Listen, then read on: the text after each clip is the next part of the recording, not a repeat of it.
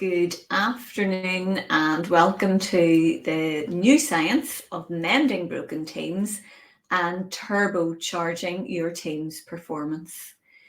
You are very welcome, and there are a number of people I know from the registrations that are new to this. So you're very welcome. Thank you for joining us. Those of you that are returning, I know there are quite a few of you. Thank you for returning. And for those of you that are joining for the first time, it is worth knowing that these webinars on Crowdcast are recorded and they will be available at the very end of the webinar. You will be able to access the recording using the same link that you are using this afternoon. So just before I go any further, I would love it if you could just introduce yourselves. What you'll see here down in the bottom right, you'll see the chat box. It would be great if you could introduce yourself, who you are and where you're from. And if you're willing, even it would be great to hear why you've come along today. I'd love to hear that, and I'm sure others attending would also love to hear that. While you're getting started and putting some of that information in the chat box, I will introduce myself for those of you that haven't met me before. My name is Julie Allen of Julie Allen Consulting, and I help individuals and organizations improve performance through developing psychological safety and psychological flexibility. Both of those are connected. I'm trained to do that and accredited by Dr. Kevin Polk. You'll hear a little bit more about him and some of his ideas as we go through the session. So we still see a few people joining. Michael, lovely to hear from you. Thank you for joining us. Hope you're going to find this maximum of an hour session useful. I do see Adele has joined us as well. Adele has joined us before. Lee also, and there's a few names that I see. Adele, thank you for getting involved there in the chat box. Dorothy, great that you could make it. Thanks for joining. So I'm just going to have a read here at some of what you're saying so that I can bear that in mind. So yeah, business is really picking up again and staff are under pressure.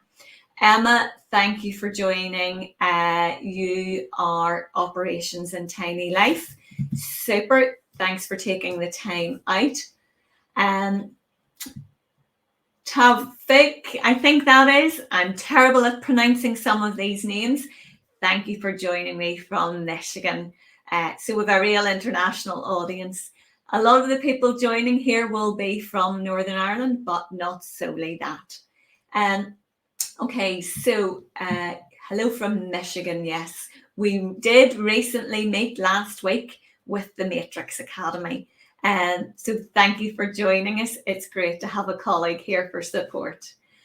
Katrina, yes, there's quite a crew here joining us from the YMCA today. You're all very welcome. I hope you find this useful. Ways to support staff motivation. So this is great. It's good to hear these things. Lee, interested in moving forward with a stressed out team. Yeah, those are in some ways not a surprise. Those are things that I have prepared in terms of talking to you today. So let's get started. Feel free as I'm talking to include anything that you want in the chat box. Those of you that have joined these sessions before will know that I like these to be interactive. So loosen up those fingers, get ready to be typing in the chat box. And also just a few things to point out for you. Chat box can be used, questions can be included in the ask questions. Top of the screen, you'll see a follow button on Crowdcast. Feel free to hit the follow button. It means that you will be kept informed of future webinars that I will be providing. And at the bottom of the screen, you will see the green button here, and that's book your complimentary call. If you like what you hear, you'd like to have a chat about how we perhaps could work together, how I might help support you with your team, please feel free to click that button and we can have a chat and not a virtual cup of coffee, but we can virtually meet.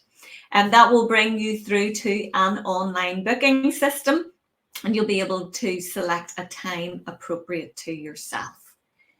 So great, let's then get started.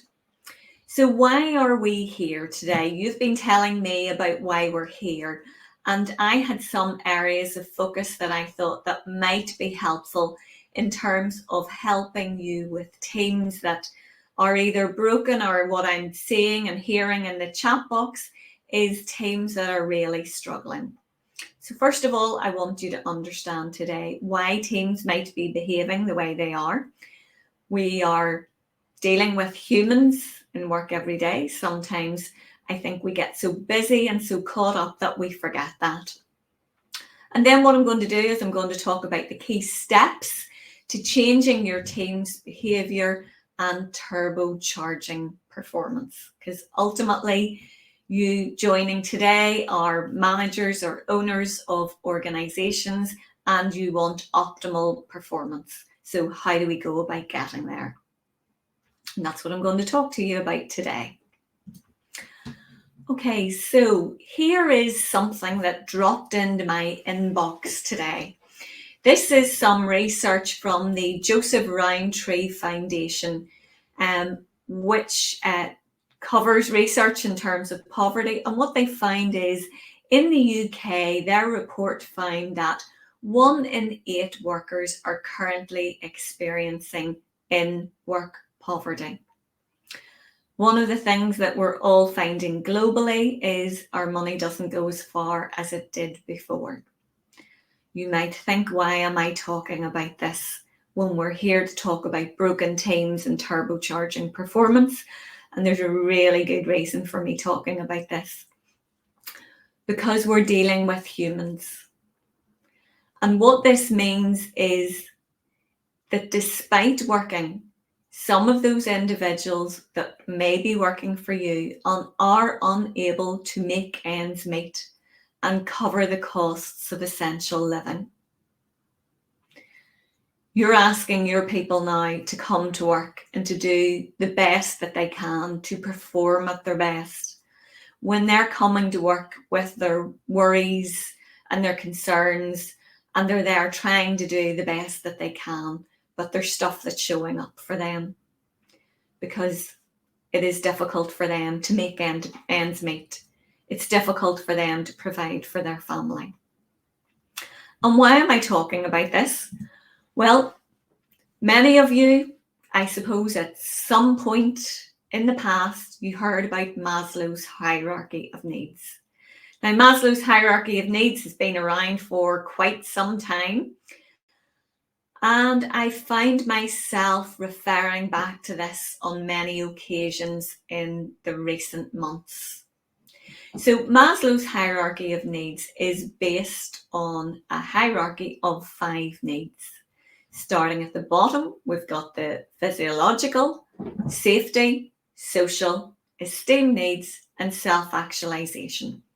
So at the top, we're trying to, in those hierarchy of needs, is get to a fulfilling and satisfied life. Now, if we think about Maslow's hierarchy of needs, what I'd like you to do is to be thinking about what does that mean for my people at work. So we've got to satisfy each of these needs before we can move to a higher level. So the psychological needs, really, if we think about ordinarily, would think about those as those basic needs an individual needs to stay alive. Food, water, shelter, and warmth. Think about now that in the context of work and what we've just highlighted. So the psychological needs for an individual, the physiological needs for the individual are that they are going to get a fair rate of pay. They have breaks they have the availability of water and tea and coffee, and they have that steady income coming in. When those needs are satisfied, and what we're hearing, 1 in 8 in the UK are unable to satisfy those basic needs at home because their wage is not covering the cost of living. So that means it's going to be difficult then to satisfy the next level in terms of Maslow's hierarchy of needs, which is safety. If we think about safety here, what we want to be thinking about is both physical and psychological safety.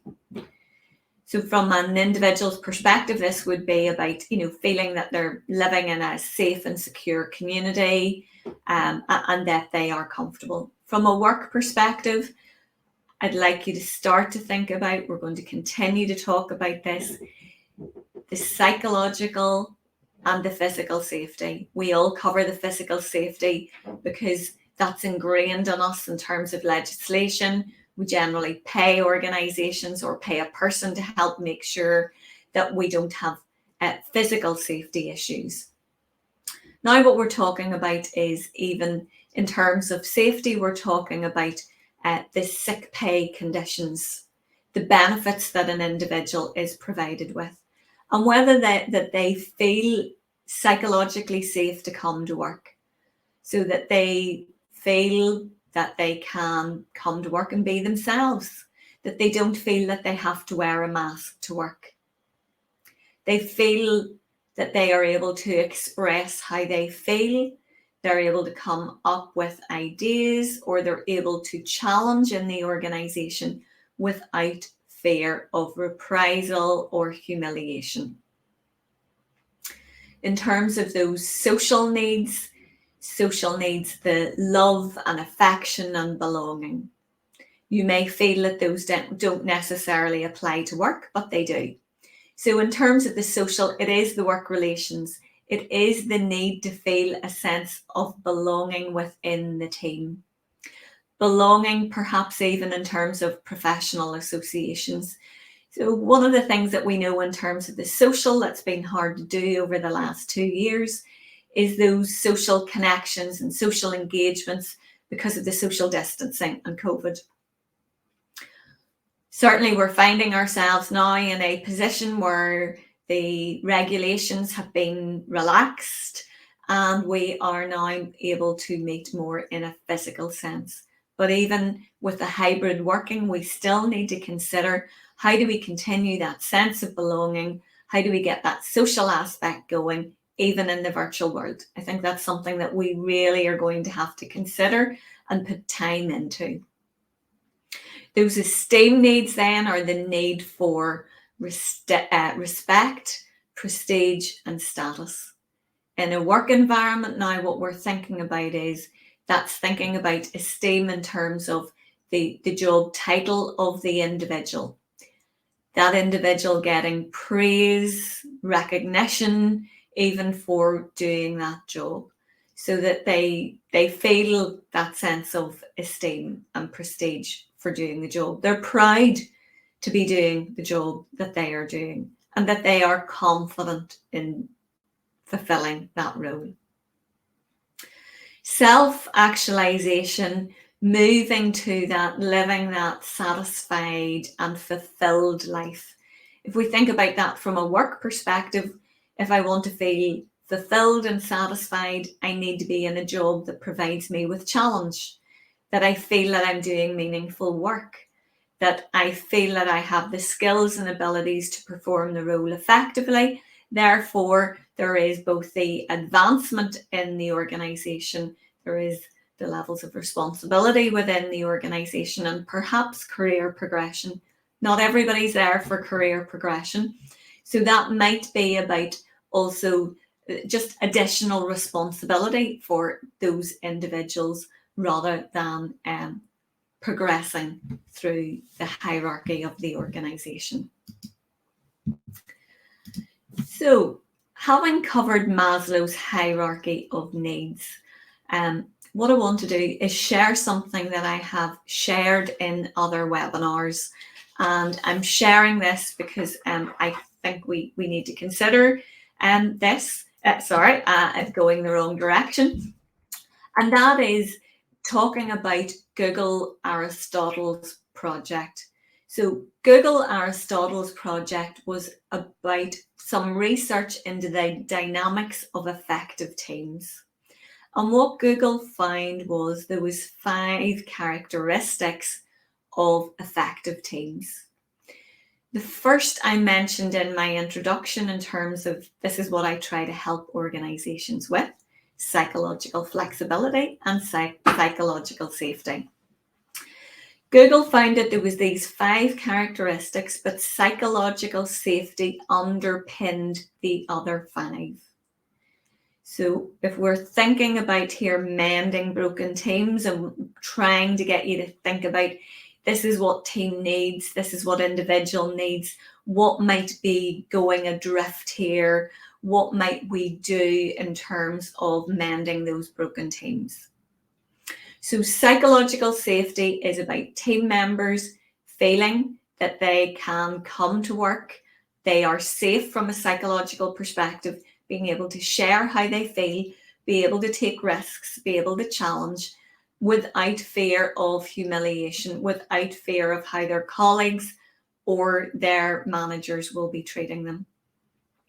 Dependability was then Google looked at having dependable team members, being able to get things done on time to those standards, those high standards of excellence required at Google. The third is structure and clarity. And that is team members have clear roles. They understand what those roles are. They understand those levels of responsibility. And not only then understand the role, but have clarity then in terms of the goals and objectives. Clarity here in terms of plans. What is it the organization's trying to achieve? What is it that the team is trying to achieve? Often we hear with organizations about their vision, their purpose, and their values. It's about having clarity in terms of what those things are. Quite often, I think when we find organizations where there are broken teams, what they will find is that people do not believe in, have not signed up to that vision, purpose, and values because they don't believe the organization has. They believe their words on a page, their words on the wall, but that nobody is committing to or delivering on those. The fourth then from the effective teams perspective with Google was about meaning. Those of you that attended my last webinar, which was about finding purpose at work, and this is all about purpose.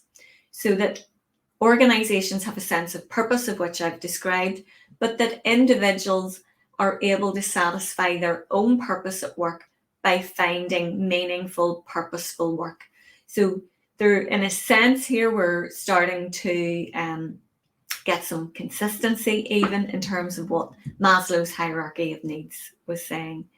So those of you that missed that webinar in terms of finding purpose, if you're following me on Crowdcast, you'll be able to very easily go back and get that recording.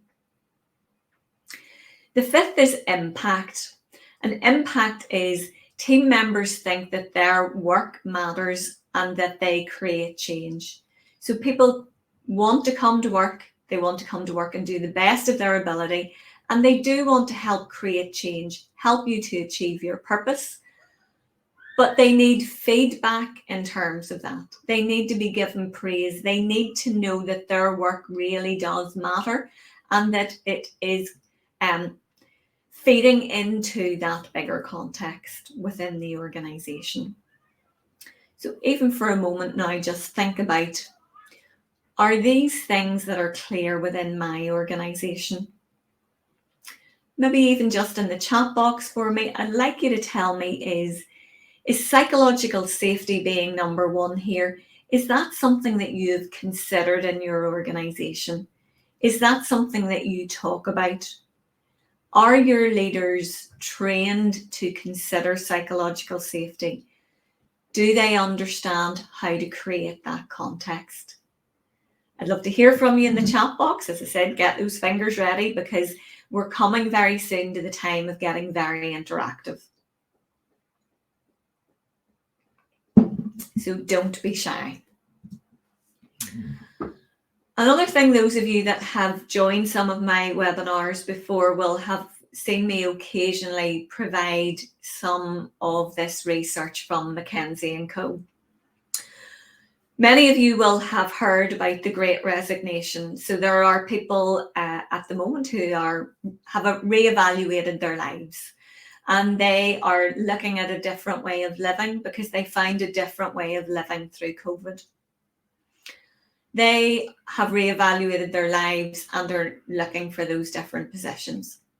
McKinsey & Co did some research on looking at why employees were leaving, and this matrix here shows the difference and the disconnect between why employers believe employees are leaving and why employees are actually leaving.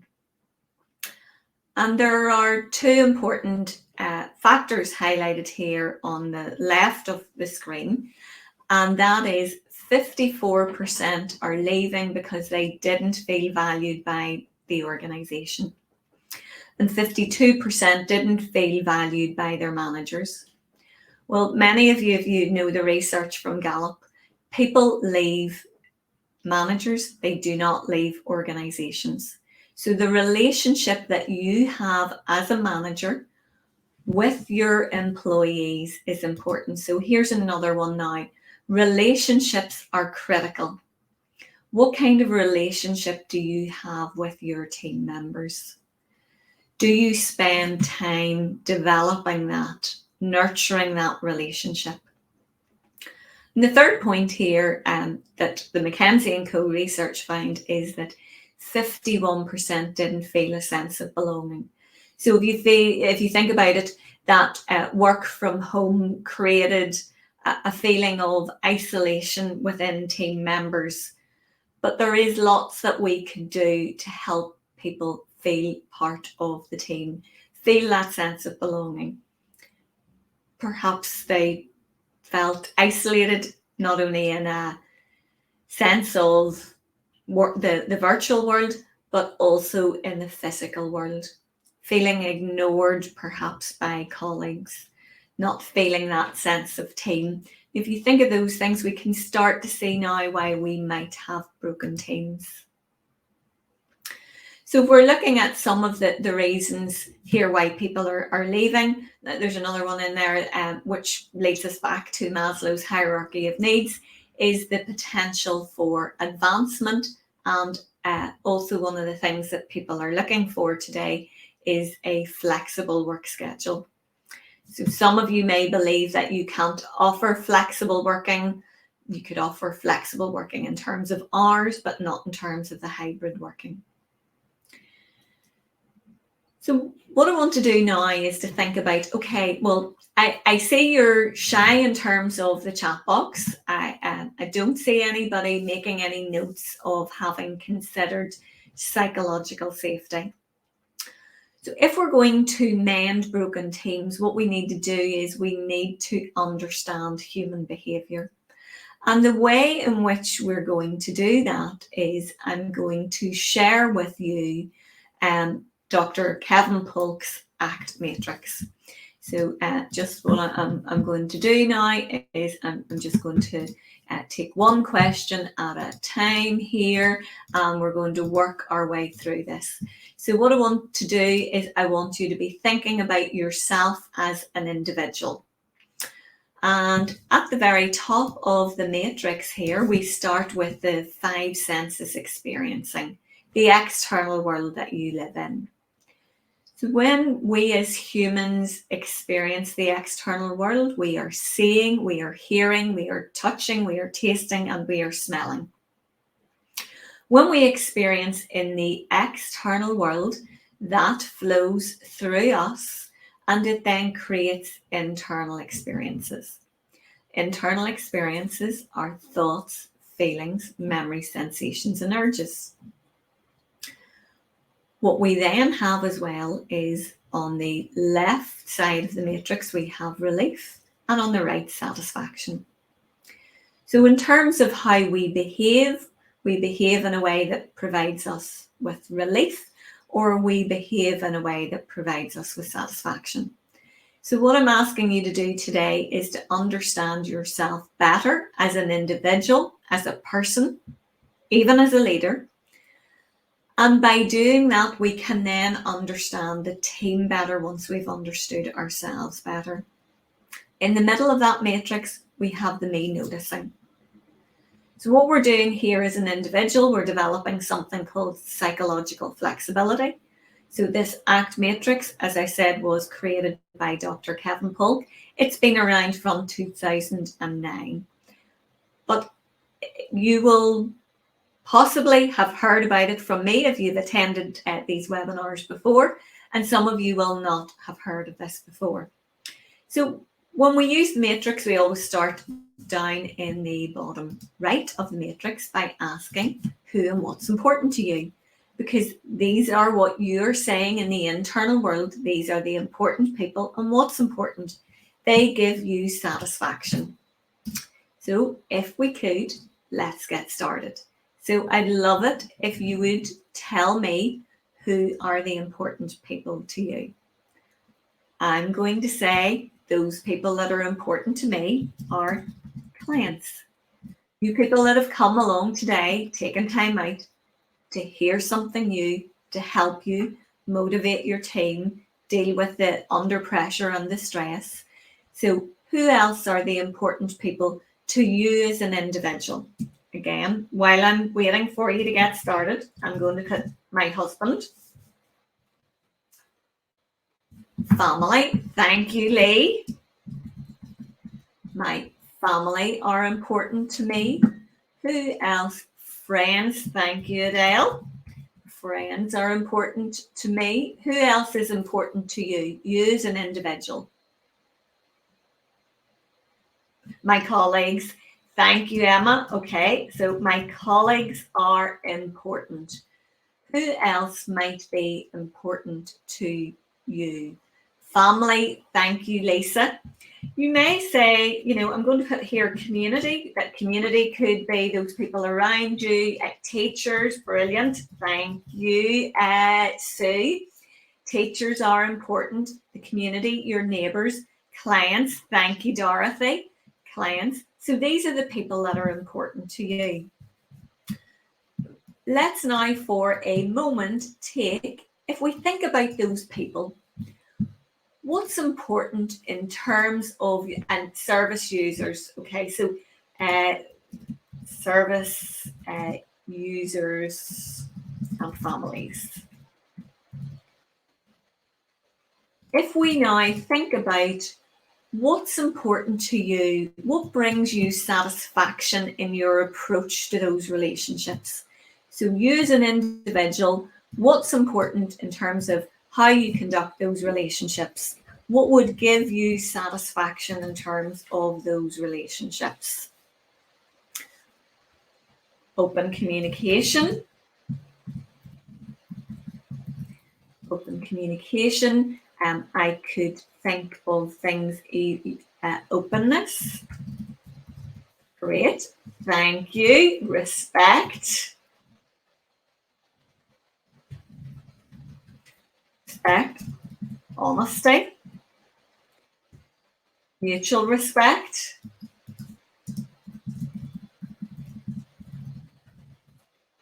Okay, what else is important to you? See how easy this is.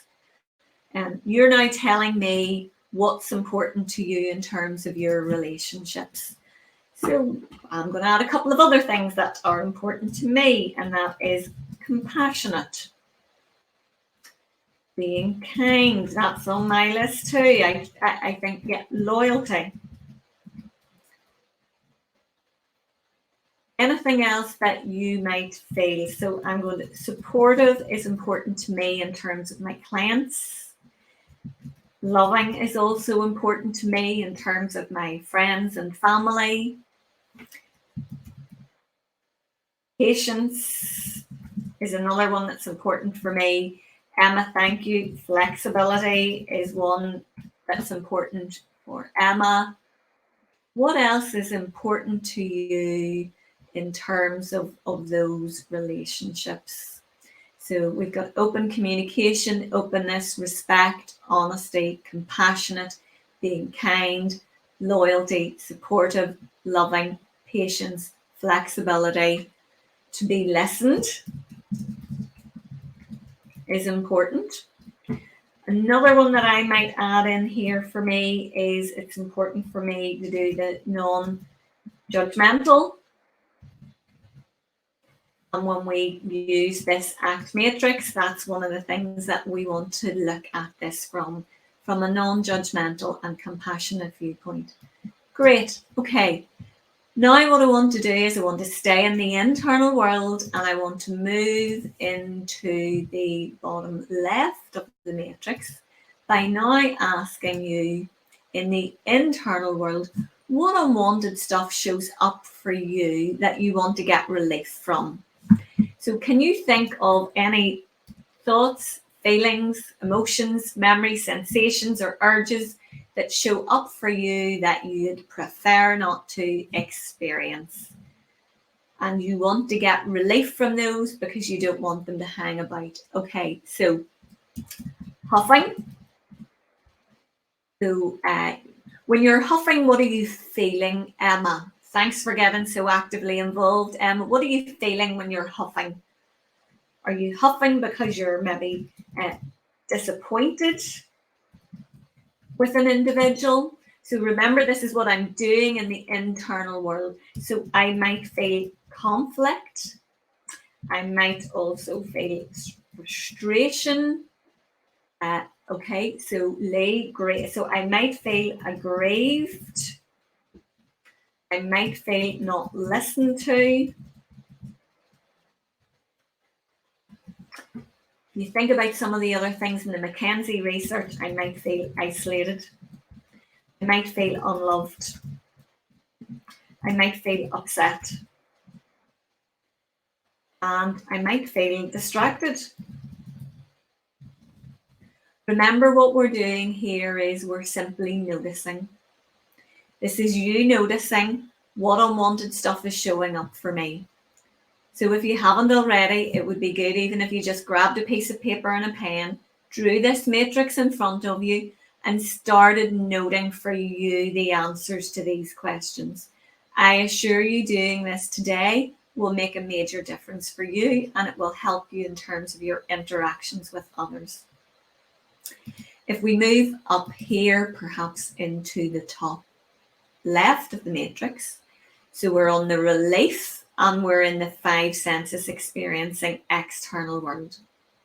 The question up here in the top of the matrix is, what behaviours do you notice yourself doing to get relief from the unwanted stuff?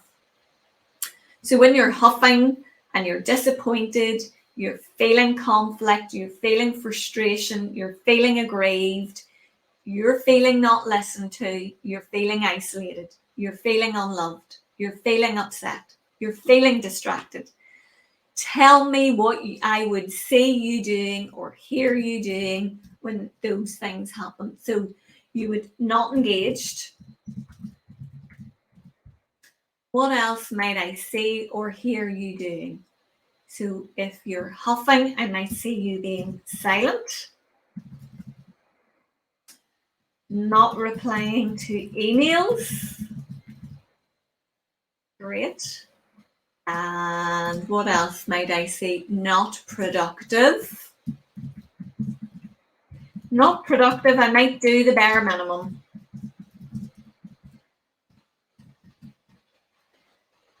And I might be, I could be absent from work.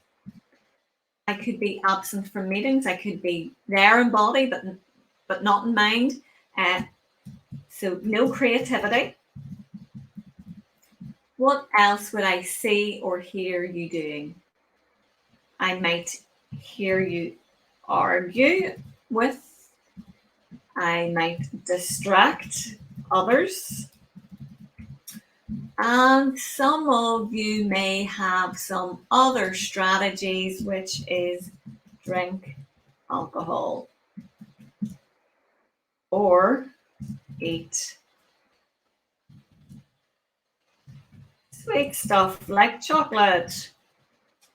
And I might be unprofessional. Okay.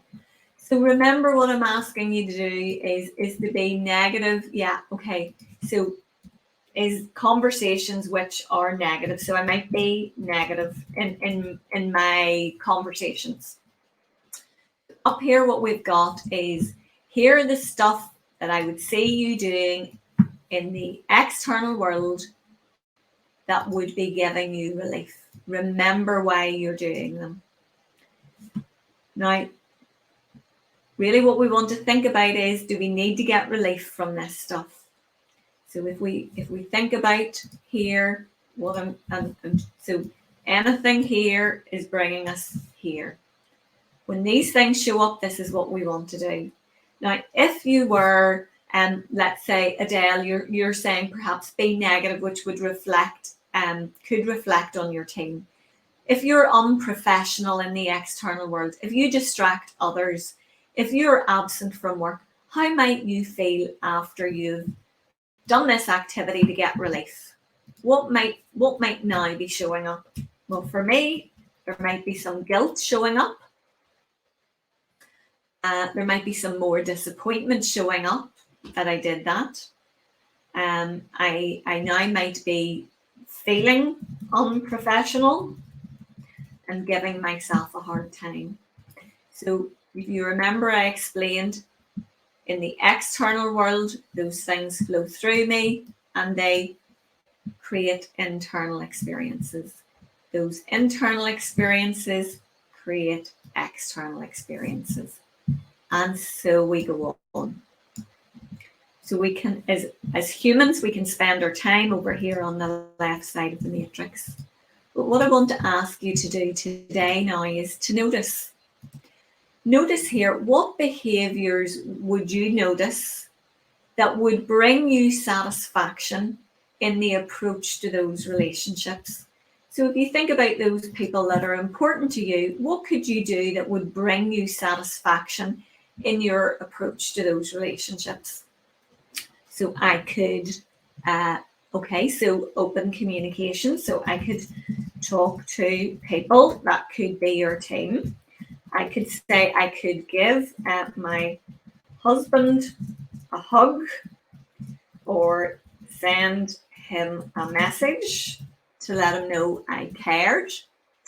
Involve them in, so I could involve clients and the team or the family members, involve in decisions.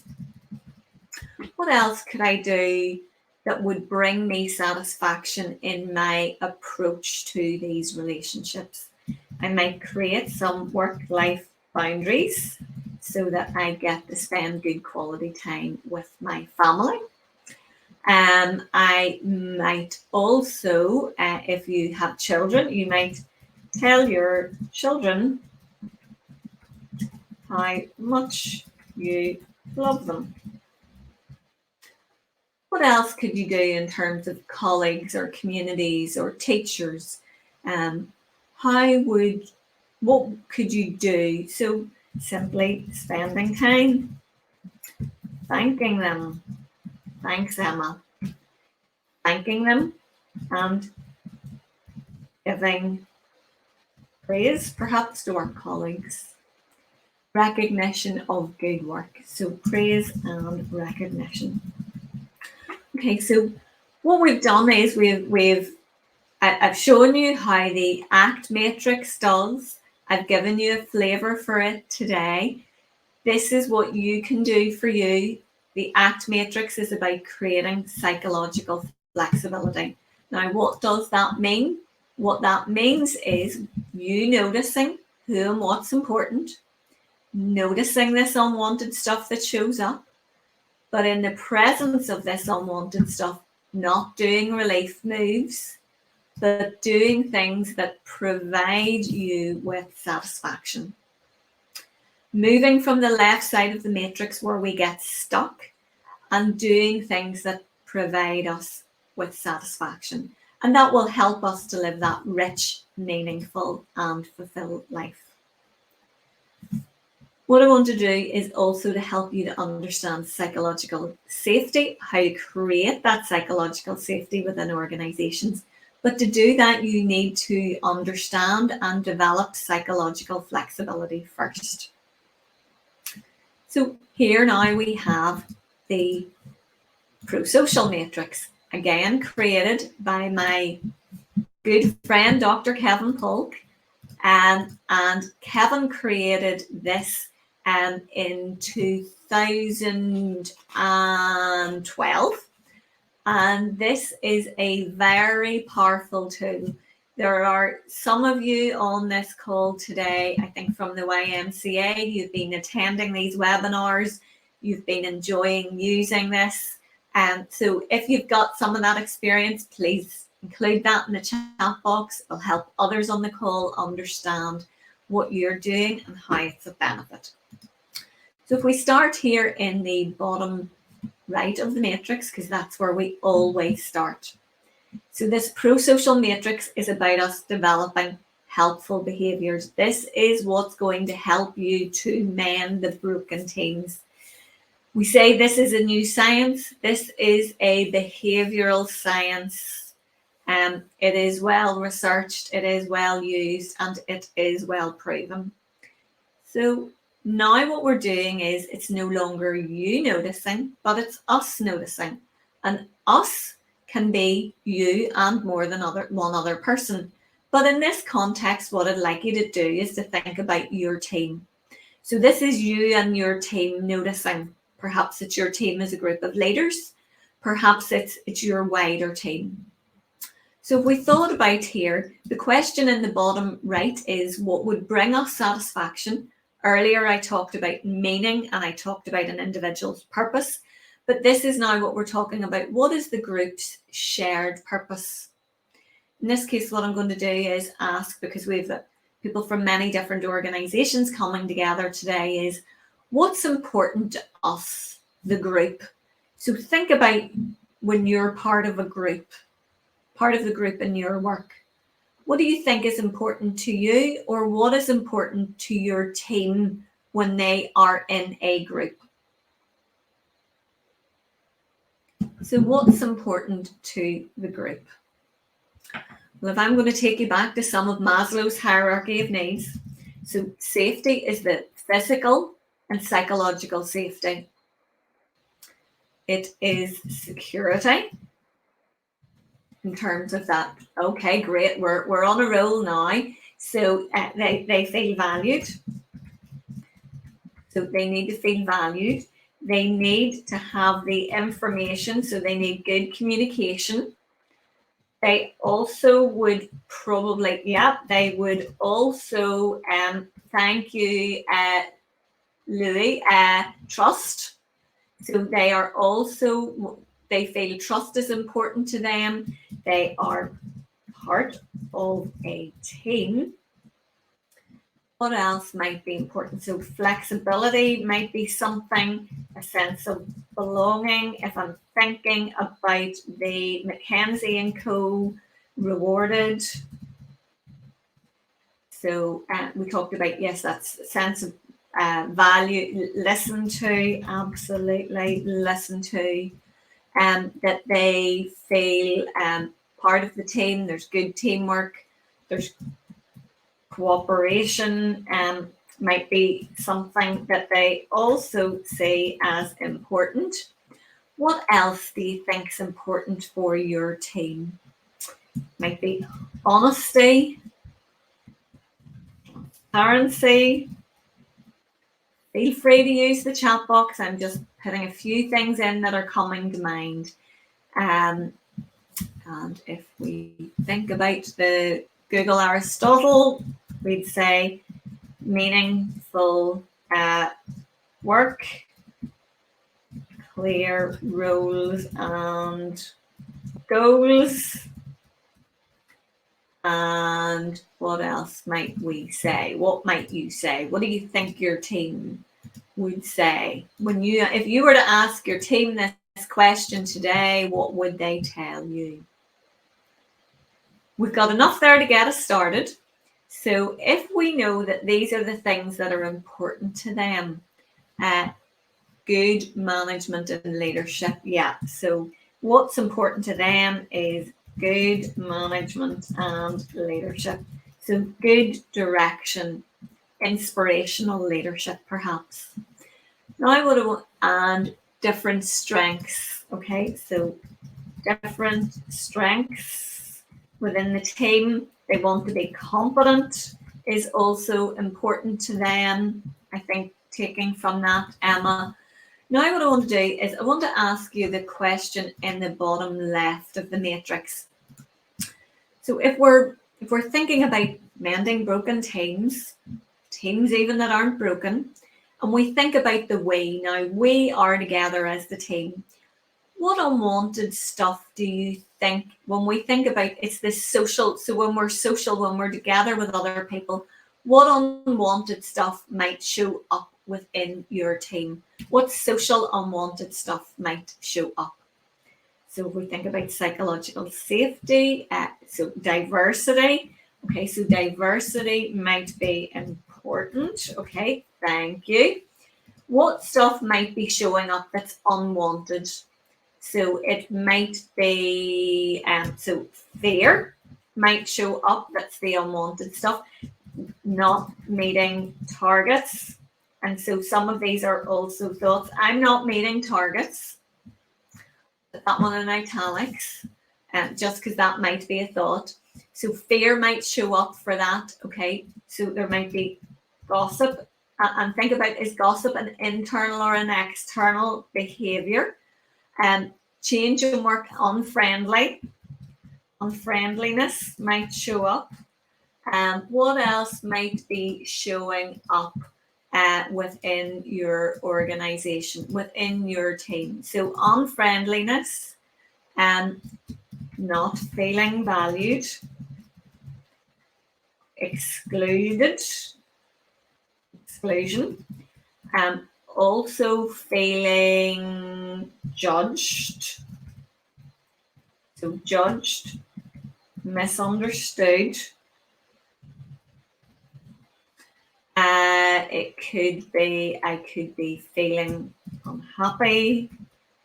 I could be feeling discouraged. I could feel disillusioned. Sorry, and I'm saying it's a we. These are things that we might be experiencing when we are working in a team. And we might also see jealousy showing up as well. So think about that mindset. So tell me, what do you mean by that mindset? So we think there are a variety of feelings there that are showing up. We could also, in teams, we could see people, stubbornness showing up. So thinking about here in the bottom left, people withdrawing. Okay, so feeling withdrawn. If we move to the top of the matrix, the top left of the matrix now is, what would we see team members doing to get relief from that social unwanted stuff? So if they're feeling excluded or they're feeling judged or misunderstood, then what are some of the things that we would see them doing? So yeah, there's one that I'm going to take here and put up at the top. So gossip. We might see people gossiping about colleagues. So think about it. What would we see or hear colleagues do? We might see people complaining. Lee earlier talked about even complaining, and they might be lodging grievances and disciplinaries. May be so okay. So disengaged is another one I've missed in the chat box. and collaboration is something that's also important. So you can see once we start to move into the other elements of the matrix that we can always go back and add to it. So what else would I see or hear a team doing when that social unwanted stuff shows up? So we might see projects slipping. We might see the team being unproductive. We might see, so there's a lack of team. So we might see,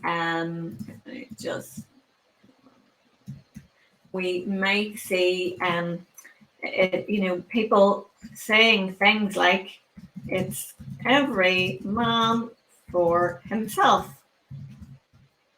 So very much an I rather than a we.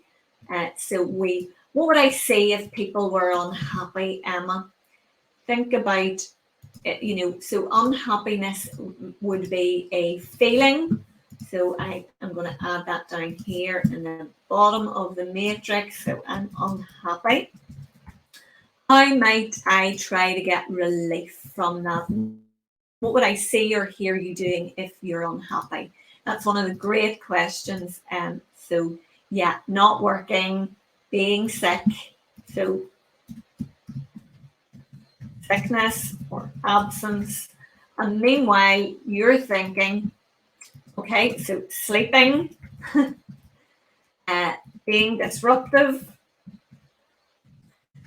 And here are the signs of teams that are getting broken because people are acting out their unhappiness and drinking. Hopefully not on the job, but that could happen. It could be even things like, okay, so there's no balance in the team. So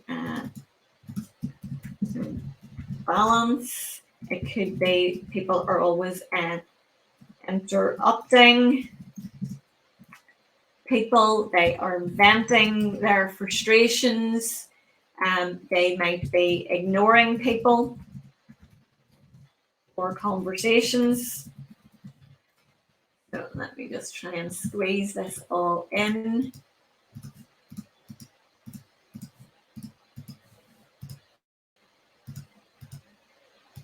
Okay, so what we see here is just back to what we were talking about earlier with the psychological flexibility. And that is if we just think about when these things show up, this is what we're going to see. And when these things show up, this is what is going to be felt. So we can get here into a vicious cycle over here, and that's where teams get broken. What we want to be doing is having conversations with the team, using this matrix with your team, trying it out and seeing how it goes. So here at the top right of the matrix, my question for you now is, what behaviours would bring satisfaction towards your shared purpose and what's important with the team? So we think about those things even today that you've said are important. What would I see or hear you doing in the external world? Because you're saying those are important in the internal world. What would I see or hear you doing? So what we've got is collective working. Thank you, Emma. Engagement. What do you mean by engagement? What would you be doing to get engagement? So, you could be, it's about developing relationships within the team, time out for the team to get to know each other, particularly after a long period of working from home. So yeah, open communication. Now, what does that mean? What does that look like? So that might be for you check-ins. It's one-to-ones, developing relationships and reaching out. So yeah, so reaching out for a chat. treating people like humans. A chat not about work, but a chat just to see how they are. Meeting people where they're at. So yeah, okay, if resilience is important, what could you do to create that resilience? What would I see or hear you doing within the workplace for that resilience? So while I'm waiting just for that in the chat box, the other thing I would say, again, so we talked earlier, giving praise and recognition. It would be perhaps even what we've talked about today is as a group of leaders, you could review terms and conditions. Does our reward and recognition package, is it used? Does it provide people with what they want? Do we really need to mix that up now? We could, provide a hybrid work style, absolutely. We could provide some mental well-being webinars and workshops. We could ask people how they are feeling. More flexibility, hybrid work hours, yeah, absolutely. So just make this smaller because you've come up with such a great list that I'm just running out of room. So what you can see now is what we're trying to do is to think about what is it the team wants, what is it the team needs, what's important to the team. So bottom right of the matrix, we are saying here is what is important. So we're creating the context here using the matrix, asking these questions in a non-judgmental and compassionate viewpoint. We're noticing what's important, what our shared purpose is. We're noticing this unwanted stuff showing up. But we together, when we are more than one, we are doing these things over here. Great, you're saying that this is a great exercise. Myself and my fellow Matrix colleague that's joining us today, we would agree. We see this work. We see individuals change using the ACT matrix. We see teams changing their behaviour, not because they're told to, but because they want to, because it's about what is important. We're coming to the end of the webinar. So even at this moment, I'd love to hear what you have to say about what you've heard today. If you've got any questions that you would like answered, please pop those in the chat box. Just a reminder of what we have talked about already today is, if you like what you hear today, please click that follow me button on Crowdcast. That means you'll get up-to-date information about the next webinar. Great, lots of food for thought. Thank you, Dorothy. Thank you for joining us. So the follow me button, and if you'd like to have a discussion about what this might mean for your team, how we could use this for your team, then please do get in touch using the book the complimentary session. Emma, great. I suspect you've heard a little about this, so you're saying it was nice to see this in action. The complimentary call is a no obligation, so feel free to have a chat, book that call. Thank you, Adele. Always good to hear from you. Thank you, everybody that's joined us, for taking the time out, particularly an hour out of your day. If you remember, when this webinar finishes, a recording will be available. It will just take 2 or 3 minutes perhaps, and you'll be able to access the recording using the same link that you joined today. So also, just as I've said, a thank you.